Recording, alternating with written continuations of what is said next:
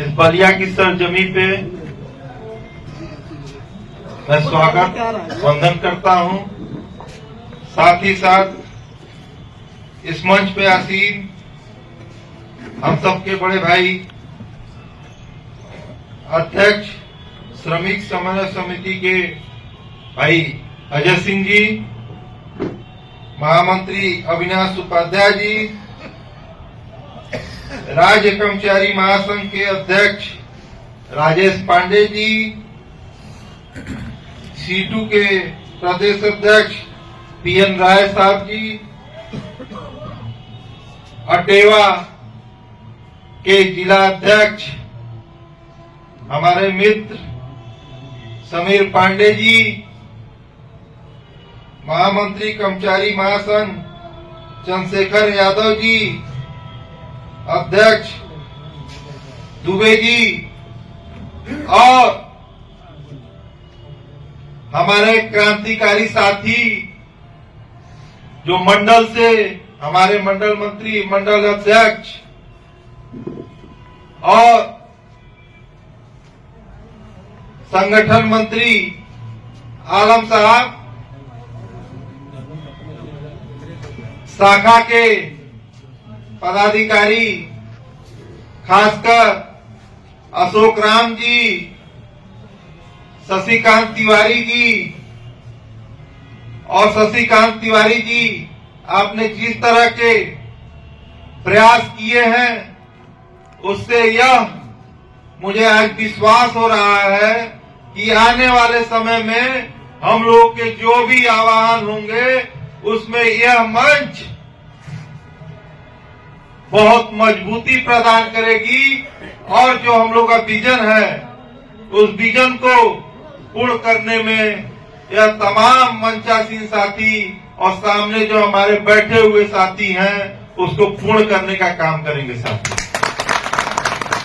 साथियों, एक बड़ी योजना की तैयारी कर रहे हैं और पूरे भारत से हर वर्ग से लोग दिल्ली घेरने का भी काम करेंगे साथियों आने वाले समय में, क्योंकि लेबर कोड जिस तरह से अगर प्रभावी हो गया तो आपको कोई एक इस तरह की मीटिंग करने के लिए 60 दिन पहले अनुमति लेना होगा साथियों। आप कोई चीज भारत सरकार के सामने प्रोटेस्ट नहीं कर सकते हैं। कई एसोसिएशनों की मान्यता समाप्त कर दिए जाएंगे, जैसा कि अभी अजय सिंह साहब ने बताया कि किसान आंदोलन में सहायता राशि देने के लिए इनको इतने बहुमत होने के बाद भी और जो सरकारी दलाल है जिसकी परसेंटेज 6 से 7% है उसको मान्यता दे के रखा गया है और आपको एक बहुमत होने के आधार पे भी आपको उससे 2.5 सालों से दूर रखा गया है, तो वह उसका ही परिणाम है साथियों।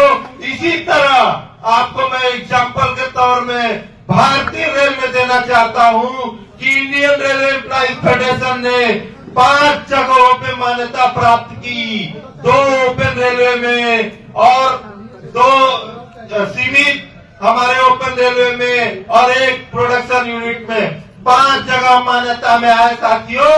उसके बावजूद भी यही सरकारी दलाल जो कहीं भी नहीं जीती उसको दिल्ली में कार्यालय खोलने का भी कार्य किया गया, उससे उनकी औपचारिक मीटिंग भी होगी। यह क्या प्रदर्शित करता है? यह कहीं नहीं कहीं प्रदर्शित करता है कि जो आपके जी में जी हिलाएगा वो आपके पास होगा, जो आपको आईना दिखाएगा वो आपसे दूर होगा। तो आप में एक बड़ी ताकत है साथियों, आप संगठित होइए और आने वाले समय में और संगठित होने की जरूरत है। निश्चित ही हम लोग जो मिशन लेके आज यहाँ बैठे हैं आने वाले समय में उसको साकार भी करेंगे और जो भारत सरकार लोग कहते हैं झुकती नहीं है, झुकाने वाला चाहिए साथियों। और वो आंदोलन हम 1 अक्टूबर की दिल्ली की महारैली और 25 नवंबर की अभी रैली करके आए हैं और इस भारत सरकार को 2 बार घुटने पे लाने का काम किया साथियों।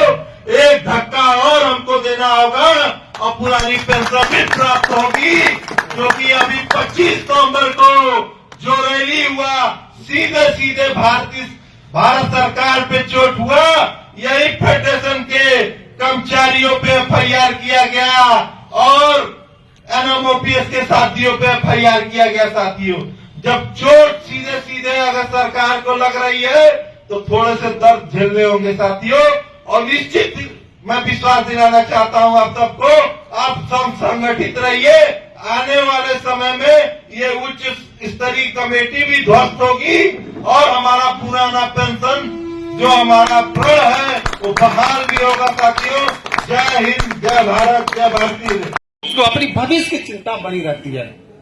इसलिए रेल कर्मचारी या देश के कर्मचारी के लिए पुरानी पेंशन बहुत जरूरी है। जब पुरानी पेंशन की बगावत इस देश में छिड़ी माननीय हमारे विजय बंजू के नेतृत्व में, तो रेल कर्मचारी पीछे कभी नहीं रहा है। इस पूर्वोत्तर रेलवे में Indian railway men's congress, Indian railway employ federation, front aggression PSN railway Atewa के साथ कंधे से कंधा मिला के लगातार संघर्ष करता रहा है। चाहे वो 1 अक्टूबर के दिल्ली के रामलीला मैदान का कार्यक्रम रहा हो, इस पूर्वोत्तर रेलवे से साथियों ने हजारों की संख्या में भागीदारी की थी। अभी हमारे 25 नवंबर को जंतर मंतर पे अभी प्रोग्राम हुआ, इसी पूर्वोत्तर रेलवे के हजारों की संख्या में रेल कर्मचारी गए थे। साथियों, हम लोग पूर्वोत्तर रेलवे में पुरानी पेंशन के लिए लगातार संघर्ष किए हैं और हम लोगों ने ठाना है जब तक पुरानी पेंशन बहाल नहीं हो जाती तब तक हम लोग संघर्ष करने के लिए तैयार हैं। हम लोग अच्छी तरह याद है जब हम लोग सेवा में आए थे तो ये कर्मचारी मान के चल रहा था कि लग रहा है अब हम लोग एनपीएस में हैं, एनपीएस में रिटायर हो जाएंगे।